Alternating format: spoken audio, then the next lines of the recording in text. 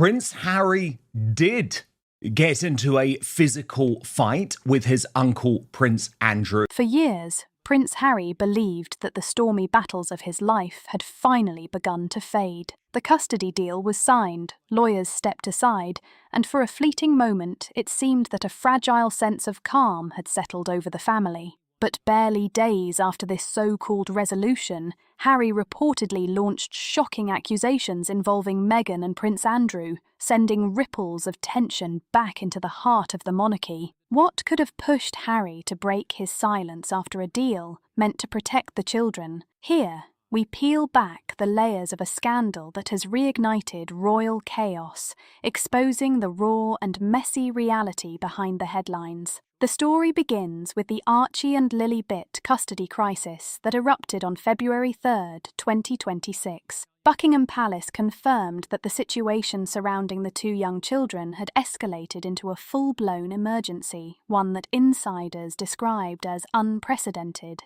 in scope and severity. Official reports reveal that both Archie and Lily Bitt were formally removed from Meghan Markle's custodial control following what authorities called a serious and alarming breach of responsibility. According to sources, the chain of events began at dawn that morning when a sealed legal document was delivered directly to Windsor Castle. Insiders within the Royal Child Welfare Office reportedly said the contents immediately triggered alarm bells and frantic discussions behind closed doors. Just days earlier, on January 31st, Meghan is said to have quietly withdrawn Archie, 7, and Lily Bitt, 5, from their private schools in Santa Barbara, without notifying the UK liaison team, the schools themselves, or even the court-appointed mediator overseeing the children's welfare. The situation escalated when school administrators flagged the withdrawals as urgent, highlighting that the children were absent with no explanation. An internal alert labelled "No Show" set off panic. Questions immediately arose.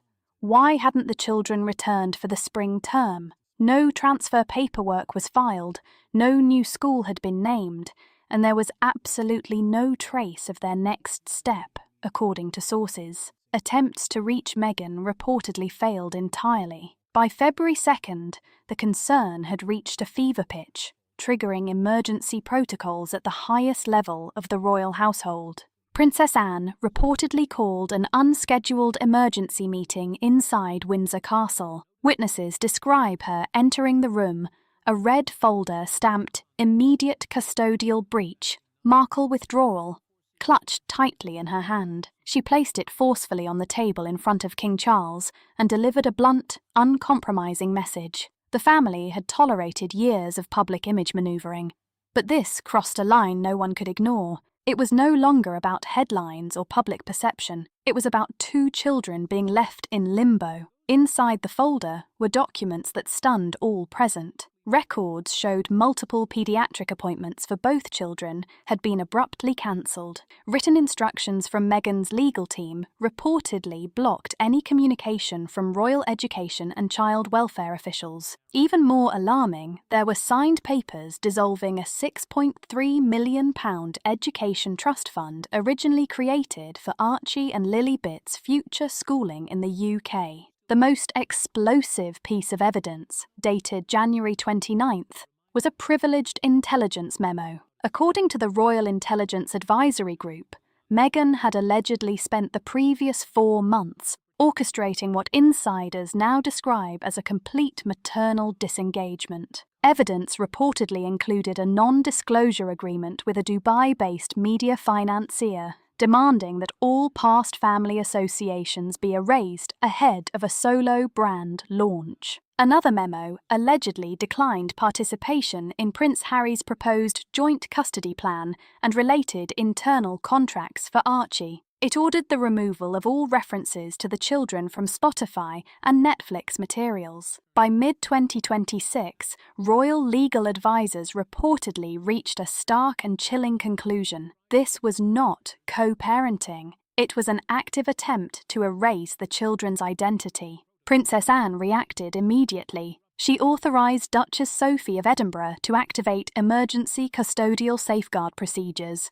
opening a formal case documenting Meghan's alleged disengagement. The file was prepared for submission to both the UK Royal Chancery Court and California Family Court under shared jurisdiction. The scale and speed of the palace's response sent a clear message: the children's welfare was paramount, above all else. Later that same day, the crisis intensified. Prince William abruptly left an economic summit in Manchester to rush to Windsor, where he was handed the same red folder. Witnesses say he read the final page, looked up, and spoke quietly but firmly. This was no longer about Meghan. It was about protecting two children, their futures and their well-being, emotionally, legally, and historically. That night, William and Princess Anne convened a full emergency briefing for the Royal Advisory Council. Their unprecedented goal: remove all forms of Meghan Markle's custodial authority,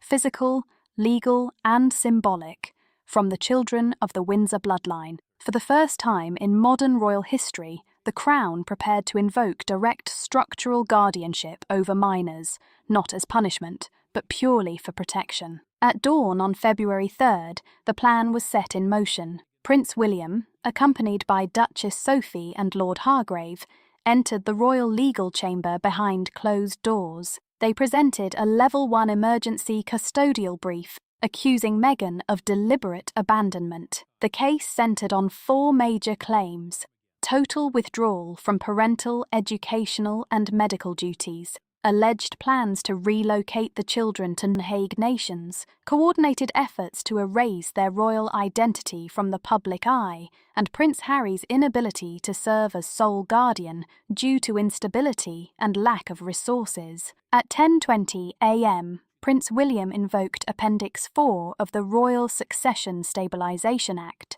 a clause unused since Edward VIII's abdication crisis. It grants the Crown authority to assume guardianship when royal minors face displacement or identity erasure. The Council's vote was unanimous, sending immediate shockwaves through royal circles and beyond. The consequences hit fast. Children's passports were frozen, halting all international travel without approval from Princess Anne and the Crown's Child Welfare Council. An image protection order froze any commercial use of Archie and Lilibet's names or likenesses for 5 years under the Windsor Privacy Act. Prince William launched a £12 million Royal Restoration Fund dedicated to their emotional recovery, education and reintegration. The palace invoked the Royal Guardianship Protocol, a century-old mechanism reactivated for extreme circumstances to protect royal children at risk. Princess Anne acted swiftly,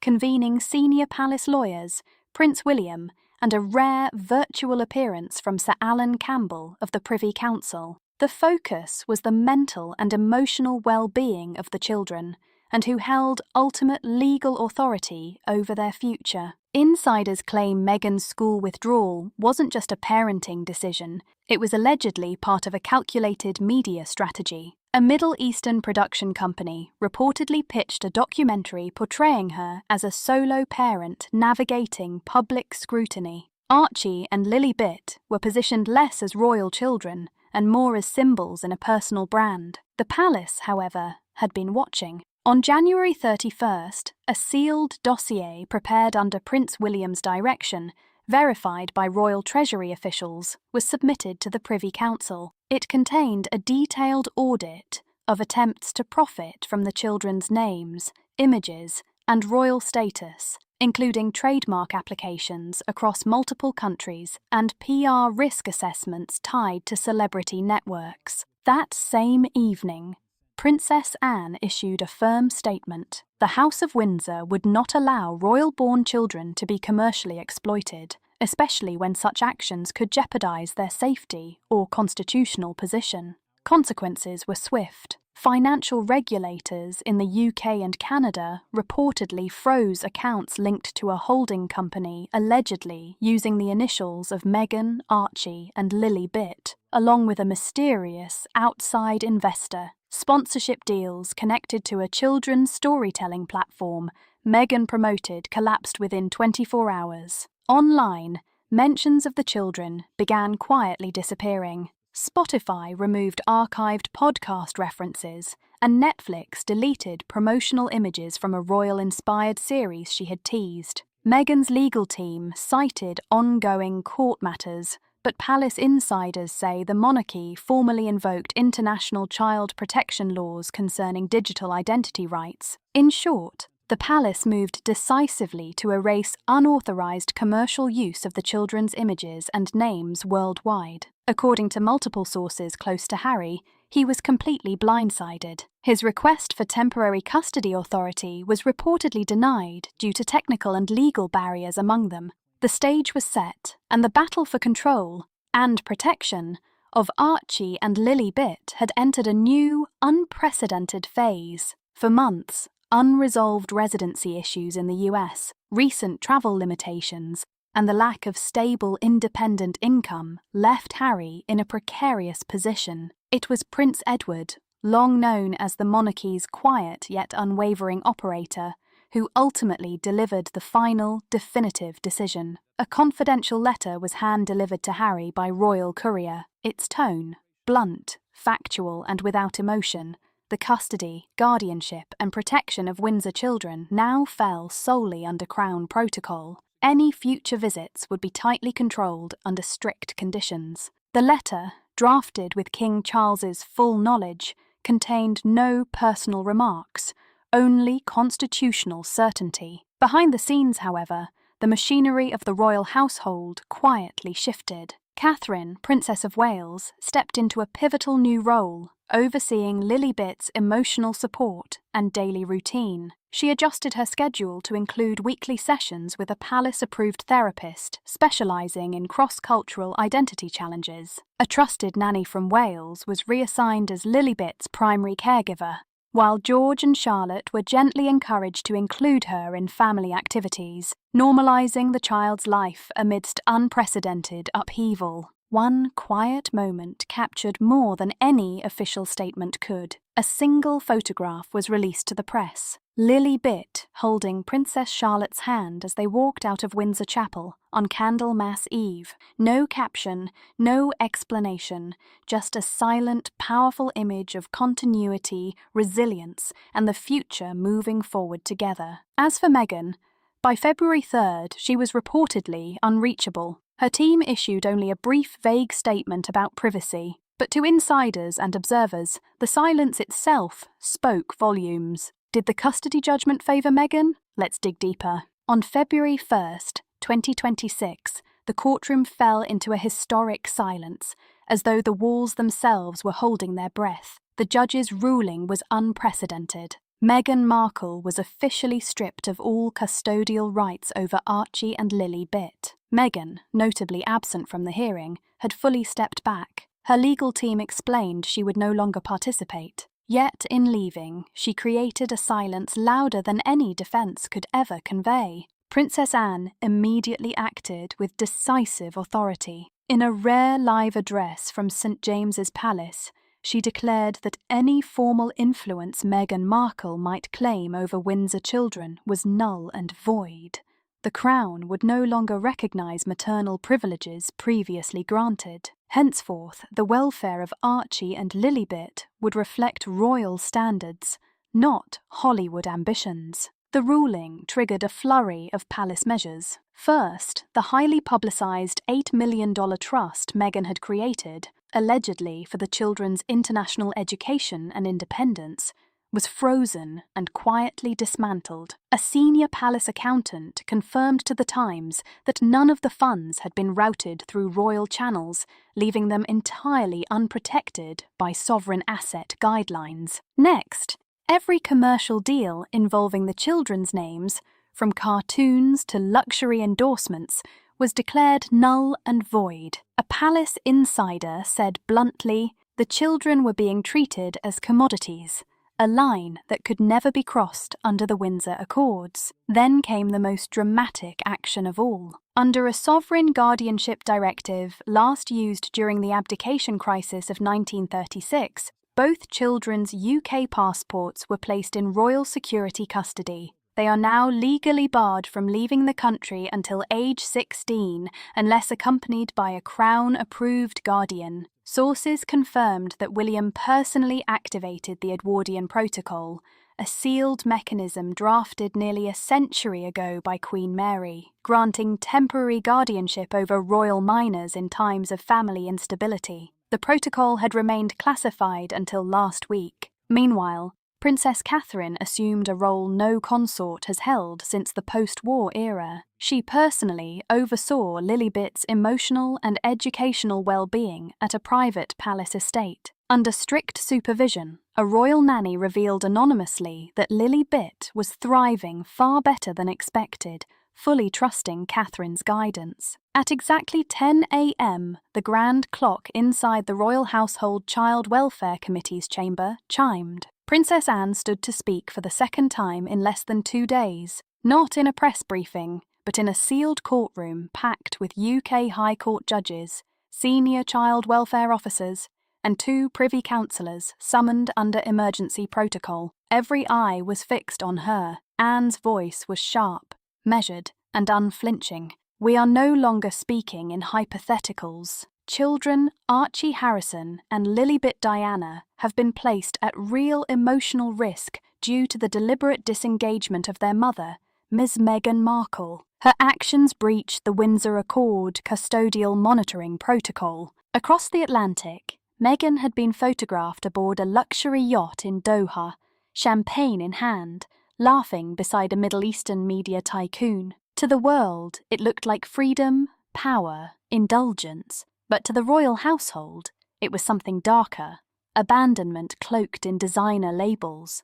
Confidential Windsor briefings submitted by Princess Catherine revealed that Meghan had ignored 3 urgent notices concerning her children. One warned that Archie had begun silently withdrawing from schoolwork. Another highlighted Lilibet's recurring night terrors and disturbing, violent drawings. No acknowledgement was returned. When Prince William rose to speak, his fury was precise, controlled, yet unmistakable. "This is no longer about reputation," he said. "It is about a deeper decay. Children born into the Windsor lineage deserve care, protection, and respect, not props for brand enhancement." Then discarded, he unveiled a sealed affidavit from a former Sussex staffer quoting Meghan's own words before stepping back from parental duties. "Let the Crown raise them. I have an empire to rebuild." That single line hit the committee like an emotional bomb. Privately, Prince Edward reportedly told aides he had never seen William so enraged, not even after the Netflix fallout. This crisis was about more than Archie and Lilibet. It touched George, Charlotte, and Louis as well. Their futures were intertwined,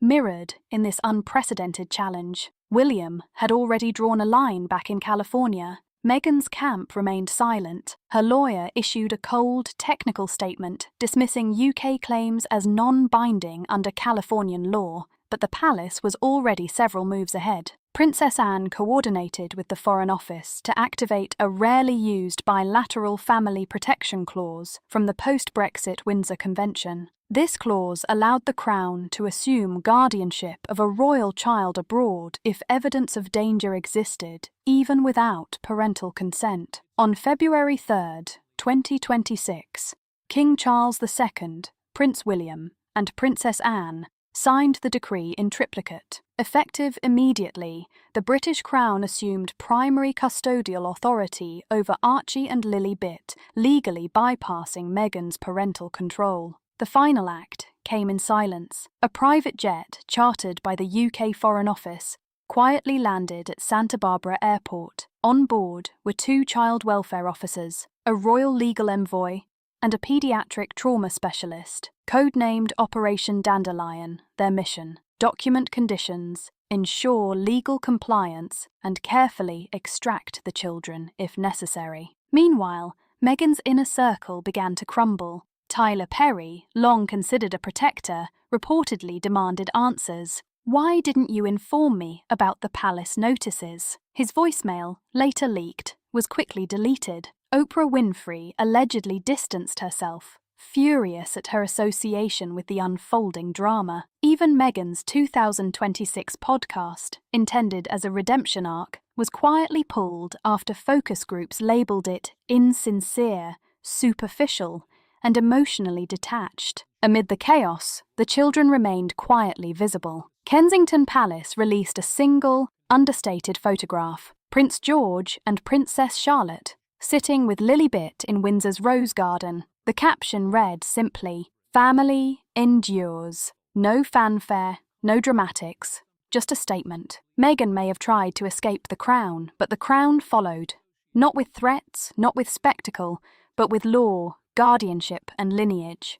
Princess Charlotte's quiet, dignified role in this story was equally symbolic. While the world focused on the Sussex collapse, Charlotte's measured presence at Windsor highlighted tradition, continuity, and the careful passing of royal responsibility across generations. On February 1st, a photograph released by Palace Communications showed Charlotte standing beside Princess Anne and Duchess Sophie in the Royal Archive wing, holding a delicate ivory-handled letter opener rumoured to have belonged to Queen Elizabeth II. Behind them, a youthful portrait of the late Queen watched outward with regal intensity, a silent blessing and a clear message of continuity. The timing was deliberate, signalling that the monarchy, even amidst chaos, would endure. Meghan Markle faced a major legal setback that sent ripples across both Hollywood and the British royal family. Her attempt to claim compensation tied to Princess Diana's legacy was officially denied by a royal advisory committee, chaired personally by Princess Anne, the Queen's most trusted enforcer and a figure known for precision and unwavering authority. The ruling made it crystal clear: no individual, regardless of marital status or former royal connection, may exploit the memory or legacy of Diana, Princess of Wales, for commercial gain without the explicit permission of the sovereign. Marriage alone does not grant those rights, and the decision was delivered with surgical precision, firm, formal, and completely devoid of public theatrics in Los Angeles. Sources close to the palace revealed that Meghan was blindsided by the decision. Entertainment outlets speculated that she had expected at least some leniency from King Charles, anticipating that the monarchy might temper its response to avoid public embarrassment. But the king fully endorsed Princess Anne's ruling, referencing a confidential memorandum prepared by Queen Elizabeth in 2020 ahead of her Platinum Jubilee. That document, largely unseen until now, outlined protective measures against unauthorized claims on the royal legacy, a silent safeguard that suddenly proved decisive, and that would define the legal boundaries surrounding Diana's memory for years to come. Back in Windsor, the public's attention shifted dramatically to Princess Charlotte, whose image quickly captured hearts and headlines alike. Observers noted that this was the first time she had been officially linked to a historic royal duty, a moment that symbolically connected the past, present, and future of the monarchy. Even more striking was the company she kept. Princess Anne, who had preserved the crown through decades of crises, and Sophie, Duchess of Edinburgh, a subtle but brilliant strategist working behind the scenes to ensure the monarchy's stability. Together, the three formed a symbolic triangle of strength and guidance, one who had weathered storms, one who shaped stability, and one being carefully prepared to uphold and protect the institution in the years to come. A palace source confirmed to the Times that Princess Charlotte will not grow up witnessing the monarchy being eroded by opportunism. This principle, deeply embedded in Queen Elizabeth's final years, was now being actively enforced by both Catherine, Princess of Wales, and Prince William, who remained committed to preserving dignity, legacy, and continuity. The emotional centerpiece of the day came later when Princess Catherine, still recovering from a recent medical procedure, briefly appeared on a palace balcony with Charlotte during a children's charity award ceremony. Dressed in a soft navy coat and wearing the late Queen's sapphire brooch, Catherine gently rested her hand on Charlotte's shoulder before stepping back. Charlotte accepted a small floral tribute from a child, and although the entire moment lasted barely 15 seconds, it conveyed a profound message. Tradition, continuity, and grace endure even amidst public turmoil and legal battles. Across the Atlantic, Meghan's legal team in California scrambled to protect her image, filing a revised petition that sought increased allowances for lifestyle protections. They framed the petition around extreme psychological pressures, portraying the situation as a form of royal abandonment. Yet, the Crown had already acted decisively and with permanence. The Sussex split was no longer merely a personal or tragic royal story. It had become a matter of public record, analysed across social media, morning television programmes, and British tabloids. Meghan's careful efforts to control the optics were starkly contrasted by the monarchy's methodical, authoritative measures, leaving the public to witness a deliberate demonstration of law and institutional power over spectacle. The public mood shifted significantly on February 2nd, when Sir Alan Campbell, Lord President of the Privy Council, issued a concise but powerful clarification. All current royal trust arrangements, including educational protections for Archie and Lily Bitt, would now be managed under a guardian restructure clause. Princess Catherine, Princess Anne, and Prince Edward were formally named trustees, effectively transferring responsibility for the Sussex children away from Harry and Meghan. Observers noted that this move was not a punishment, but rather a correction, a reassertion of the Crown's responsibility across international borders to safeguard the well-being and legacy of its youngest members. Harry, reportedly overwhelmed by the legal stress, declined a planned appearance at a veteran symposium in Arizona. Meghan, in stark contrast, was spotted filming content for a rumoured solo lifestyle series called Reclaiming Grace. British media immediately criticised the project as a transparent attempt to polish her public image amid ongoing scrutiny. Meanwhile, on February 1st, Catherine and Charlotte made an unannounced appearance at a street-level charity event hosted by David's Trust. They arrived without ceremony or pomp, yet their presence was impossible to ignore. Catherine's calm, confident demeanour, highlighted by a striking crimson wool coat, evoked Queen Elizabeth II's quiet strength during times of crisis. Yet it was Charlotte who drew the public eye. Holding a small, hand-stitched journal embroidered with the word hope, she stepped forward with remarkable poise and declared, "We are not currency. We are not stories for sale." Her words resonated with the crowd and media alike. In living memory, no royal child had spoken with such clarity and conviction in public. Palace aides later confirmed that Catherine had personally approved Charlotte's statement, ensuring that the message was aligned with the monarchy's unwavering commitment to protect the dignity of its children. Hours later, details emerged that Catherine had drafted a private memorandum, now circulating among constitutional advisers and child welfare committees, known as the Safeguarding Doctrine. This document established firm protections for royal children, referencing Queen Elizabeth II's custodial precedents, while adding modern safeguards against potential misuse, including AI exploitation, cloning, unauthorized commercialization of images, and psychological manipulation. Documents from Meghan's leaked media plans only reinforced the necessity of these measures,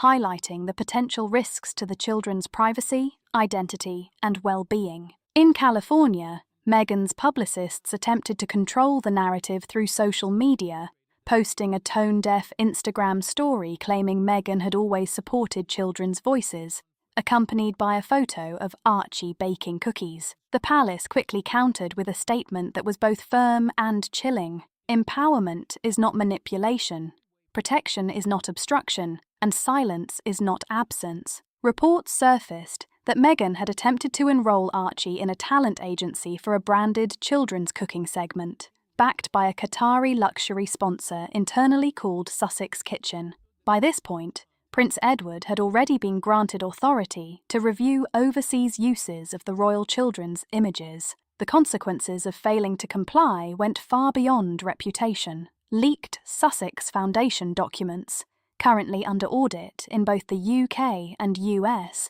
revealed a family marketing plan approved by Meghan in January, detailing potential school appearances, wardrobe sponsors, and social media rollout dates for Lilibit. Princess Anne, as forthright as ever, told reporters at the National Trust Archives, "There is no brand rollout for children. There is no press calendar for dignity. I will not allow it." Hours later, the Palace Child Welfare Committee, led by Anne, William, and Sophie, granted Prince William temporary joint oversight of Archie and Lilibit's privacy until a California court resolved custody. The monarchy invoked non-consensual image rights under the 2023 Royal Privacy Act, effectively blocking Meghan from using the children in any promotional or monetized content. This unprecedented series of actions made one point unmistakably clear: the Crown prioritizes the welfare, dignity, and privacy of its children above all else. Meghan's attempts to control the narrative, exploit royal imagery, or assert public influence over Archie and Lilibit would no longer be tolerated. The legal mechanisms, emergency protocols, and personal involvement of Catherine, Anne, and Edward underscored the seriousness with which the monarchy protects its lineage. As these events continue to unfold, the public is left to reflect on the stark contrast between personal ambition and institutional responsibility. The Crown has sent an unambiguous message. Royal children are to be nurtured, safeguarded, and preserved, not leveraged for personal branding, public attention, or commercial gain. We want to hear what you think about these shocking developments, Harry's accusations, and the monarchy's decisive response. How do you see the future of Archie and Lilibit under this new guardianship? Share your thoughts and reflections in the comments below, and stay connected as we continue to follow this unprecedented chapter in the royal family's history.